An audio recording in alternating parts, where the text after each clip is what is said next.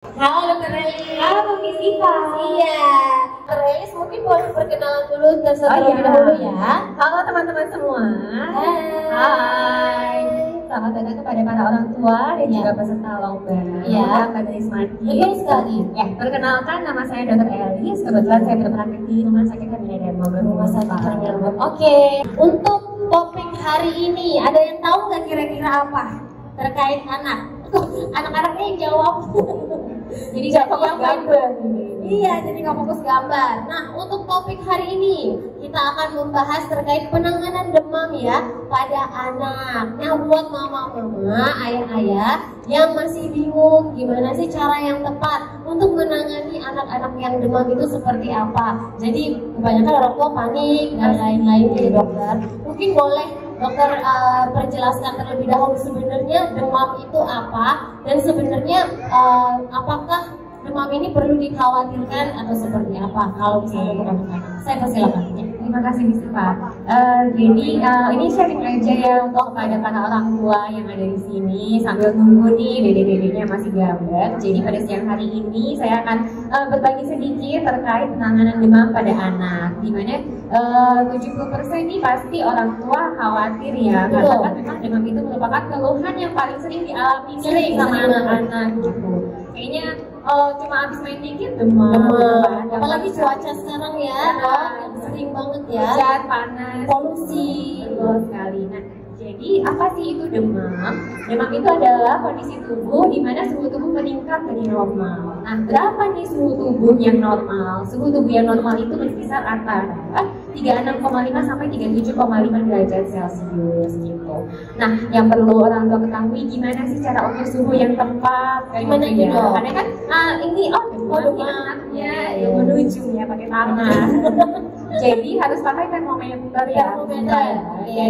Yang paling akurat itu kalau misalkan kita mengukur di 3 area, itu bisa pilih antara ketiak atau misalkan di area duduk dan juga area mulut, itu yang akurat gitu. Jadi memang kalau misalkan mau tahu anaknya demam atau enggak, kok kayaknya mukanya nggak enak ya, kalau lemas bisa pakai termometer dulu ya. Ya, dengan ketiak gitu. Jadi kalau misalkan 37,5 lebih, berarti anaknya adalah kondisi demam. Nah, apa sih sebenarnya yang paling sering menyebabkan demam ini? Apa yang kita ketahui itu adalah infeksi.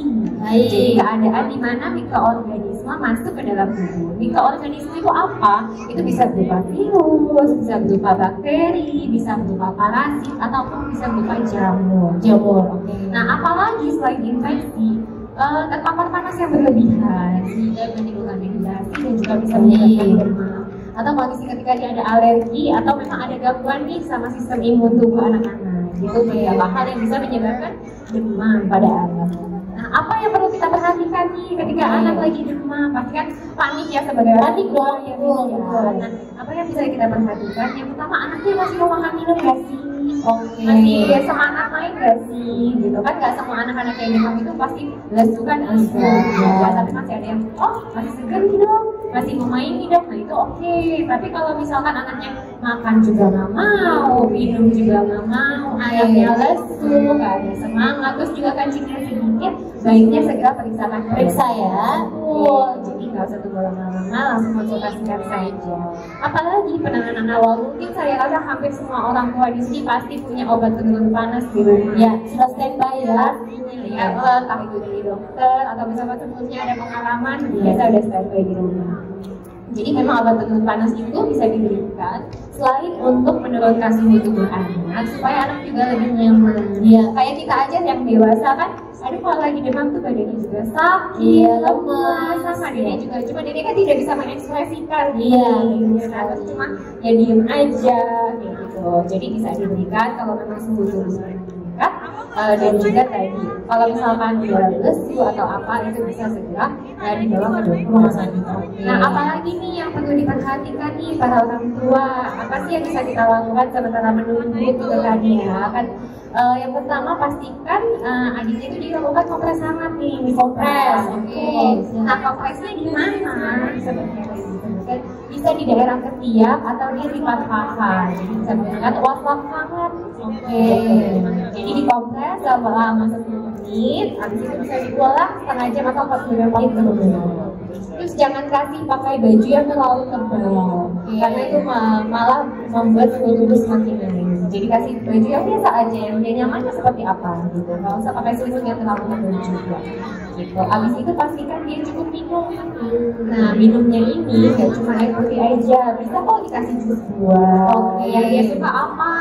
Kadang-kadang juga pahit ya biasanya, pengen yang manis-manis, dikasih jus buah boleh, atau misalkan cairan seperti oralin yang ada kandungan garam gula itu juga boleh. Jadi pastikan yang cukup.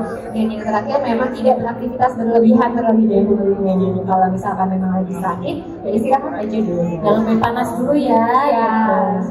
Boleh kalau tetap gambar masih boleh. Masih ya, boleh dalam ruangan aja. Baik dok, nah kalau misalnya terkait dengan demam, sebenarnya apakah benar virus yang ada di dalam anak kalau misalnya demam itu berbeda-beda? Apakah virus itu tetap sama? Apakah demam itu sebenarnya petanda bahwa sebenarnya ada virus yang masuk dan sebenarnya it's okay gitu? Ya betul sekali nih Miss Iva. Jadi memang kalau misalkan kondisi demam itu merupakan suatu bentuk proteksi tubuh. Proteksi ya, bukan karena anaknya kenapa-kenapa ya dok? Ya, jadi kan memang dia masuknya ada dosa tadi yang saya bilang kan nggak melulu infeksi. Betul. Bisa saja dia terlalu banyak main, nggak minum-minum nih, dehidrasi, itu juga bisa menyebabkan dia demam gitu. Jadi makanya kenapa yang tadi saya bilang harus diperhatikan dan juga dikonsultasikan. Jadi demam itu merupakan suatu kondisi tubuh, satu bisa ketika dia masuk virus, itu merupakan bukti pertahanan tubuhnya dia lagi melawan imunnya ya, yang lagi reaksi. Nah, yang kedua tadi yang perlu diperhatikan, biasanya virus itu ya berbagai macam nih Miss Iva sebenarnya gitu. Dan dia bisa menimbulkan gejala yang macam-macam juga. Hanya demam saja, seperti misalkan batuk atau pada anak lain bisa aja dia diare. Itu virus yang berbeda dan menimbulkan gejala yang berbeda. Salah satunya pasti ada demam seperti itu. Oke. Berarti sebenarnya nggak apa-apa ya buat adik-adik ini, sebenarnya kalau demam itu bukan pertanda anaknya sakit kronis atau seperti apa, tapi bentuk tubuhnya punya imun ya, ada imun tambahan yang harus benar-benar dijaga gitu ya.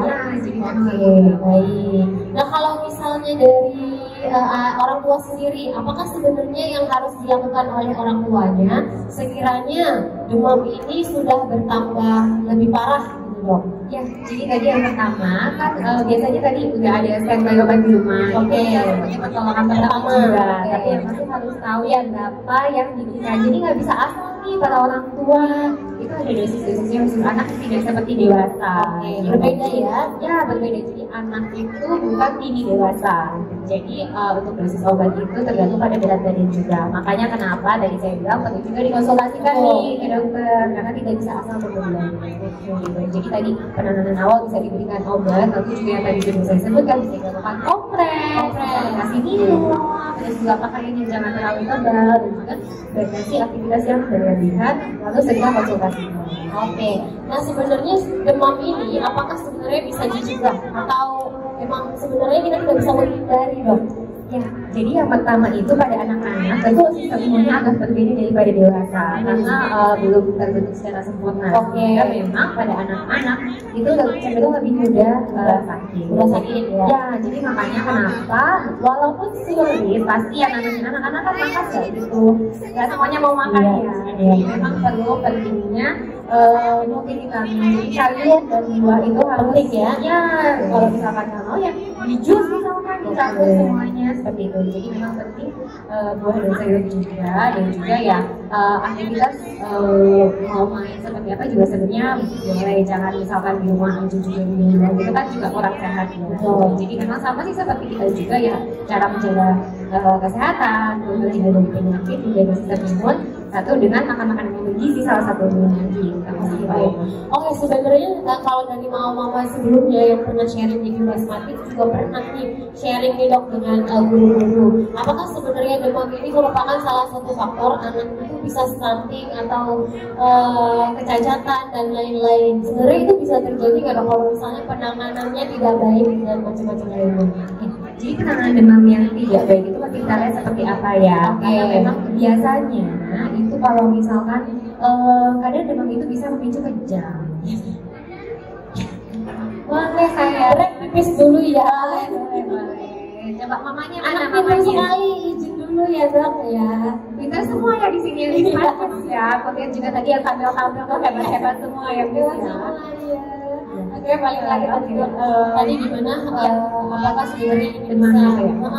Jadi tadi demam itu kan banyak sebabnya ya Miss ya, dari ringan sampai dengan berat juga. Kalau misalkan yang infeksinya berat, maka bisa aja menimbulkan keluhan yang lebih berat atau tidak bisa aja kalau misalnya penanganan yang tepat bisa menimbulkan efek yang kurang baik juga. Jadi memang perlu penilaian lebih lanjut sini kondisi anaknya pas lagi sakit gitu sih.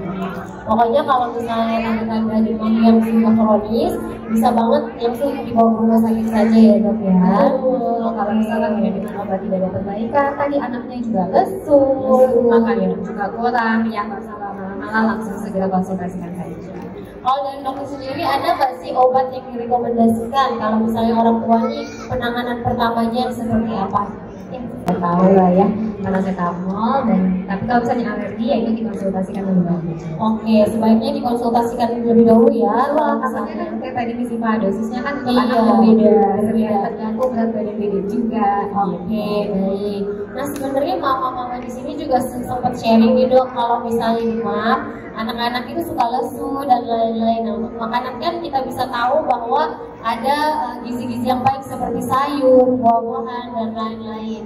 Nah sebenarnya kalau misalnya untuk anak-anak yang sangat sulit nih terkait dengan makanannya seperti apa, apakah bisa diperbantukan melalui apa dok selain makanan yang bergizi?